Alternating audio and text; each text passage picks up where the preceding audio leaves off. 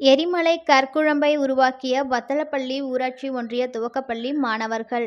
வேலூர் மாவட்டம் பெர்ணாம்பட்டு அடுத்த வத்தலப்பள்ளி ஊராட்சியில் உள்ள ஊராட்சி ஒன்றிய துவக்கப்பள்ளியில் 4ஆம் வகுப்பில் பயிலும் மாணவர்கள் பிரபாகரன், அனிருத் ஆகிய இருவரும் எரிமலை எப்படி உருவாகிறது என்பதை செயல்முறையுடன் வகுப்பறையில் செய்து காட்டினர்.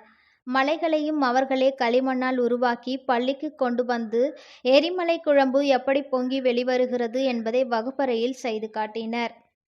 மாணவர்கள் செய்து வந்த எரிமலையை காட்சிக்காக வகுப்பறையில் அவர்களது ஆசிரியர் வைத்துள்ளனர்.